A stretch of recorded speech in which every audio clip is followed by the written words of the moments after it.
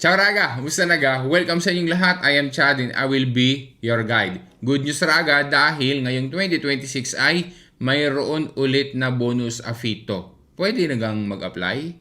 Saan ka pwedeng mag-apply? Alamin natin ang detalye. Dopo na sigla, partiamo!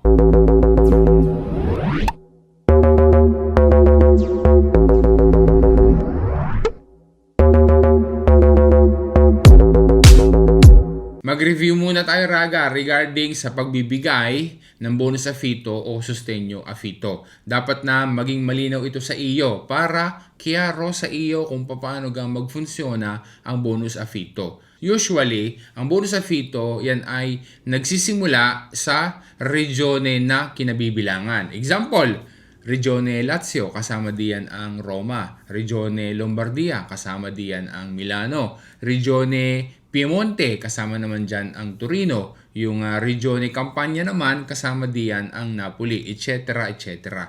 Kaya dapat lang Raga na ikaw mismo ay alam mo kung saang regione ga ang kinabibilangan mo. Garne ang nagiging flow ng bonus AFITO. Generally, ang regione, sila yung nag-aalat ng budget. Sila din ang nagsiset ng general rules at saka ng objectives. Tapos, ang bawat ambito o local area o ang komune o munisipyo, sila naman ang nag-i-implement ng pagbibigay ng bonus AFITO. Sa video na ito, ang i-share ko sa iyo Raga ay tungkol doon sa announcement tungkol sa bonus AFITO o sustenyo AFITO na mula sa Regione Lombardia. Kaya Raga, maigi na dapat ay alam mo kung ikaw ga ay kasama sa Regione Lombardia o hindi. Kung ikaw, sakali, ikaw ay residente ng Regione Lombardia, makinig na maigi dahil kasama ka dito. Kung ikaw naman ay residente ng ibang regione, hintayin mo mamaya yung konsilyo ko sa iyo kung ano ga ang iyong gagawin.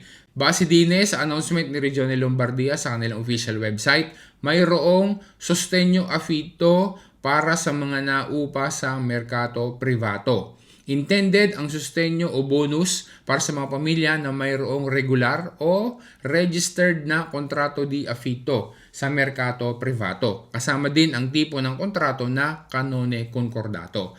Ang budget allotted ay 2.5 million euros. Magagamit o maipamimigay yan ng mga komuni hanggang December 31, 2026. Para ga kanino ang tulong pinansyal na iyan? Para sa mga pamilya na mayroong registered na kontrato di AFITO na sila ay under financial difficulties at dapat na ma-meet ang mga requirements na are. Una, hindi pinapaalis doon sa inuupahan or undergoing ng housing eviction procedures. Isa pa, hindi nagmamay-ari ng bahay na nakatutugon sa pangangailangan ng pamilya. Panghuli, dapat ay doon mismo ang residensya sa bahay na inuupahan at mayroong registered na kontrato di AFITO.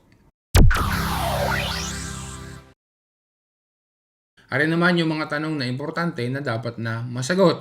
Saan ga mag-a-apply kung sakali? Kailan ga mag-a-apply? Ano yung mga documents na kailangan?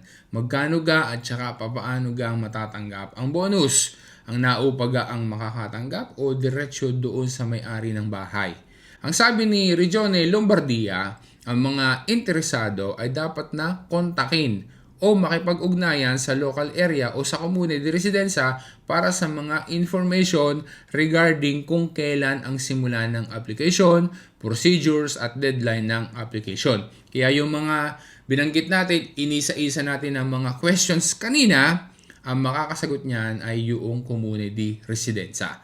Kaya ang mga taga Regione Lombardia ay dapat na mag-abang at i-check ang official website ng iyong Comune di Residenza sa kanilang announcement regarding sa bonus AFITO. Opure, maaari din kung gusto mo, mag-inquire mismo sa Comune di Residenza. Kagaya dito sa Comune di Milano, kapag ka tinignan ang official website ng Comune para sa bonus AFITO na ibinibigay nila, ay are pala ang pa din ang mga bando sa bonus AFITO. Ulitin lang natin ha para mas maging malinaw kasi baka mamaya ay may magko-comment tapos ay yun din ang itatanong. Ulitin natin, kailan ang simula at paano malalaman ang iba pang details regarding sa bonus AFITO?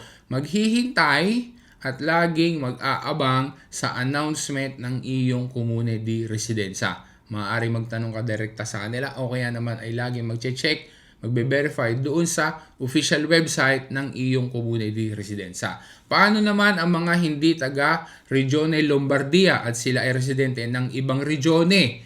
Ganun din raga ang konsilyo. Dapat na mag-abang at laging i-check yung official website ng iyong Regione di Residenza. Lalo na dapat ding i-check yung official website ng iyong Comune di Residenza para malaman mo ang information regarding sa bonus affitto. Kung sakali lang raga na diyan sa inyong Comune di Residenza ay mayroon ng announcement o baka nga yung iba ay ongoing na, baka sakali ongoing na yung application para sa bonus affitto, sana ay makapag-comment ka para maging aware din ang iba at makatulong tayo sa kanila sa pamamagitan ng pagbibigay ng tamang impormasyon. Ayun raga, maraming salamat sa panonood mo. Sana ay naging malinaw sa iyo at nakatulong sa iyo ang pinag-usapan natin sa video na are. Sana ay ma-share mo rin sa iba, lalo na doon sa mga kakilala mo o kamag-anak mo na alam mo na makakatulong sa kanila ang information na binanggit sa video na ito. Once again, this is Chad and always remember, Chad will guide. Grazie raga, alla prossima!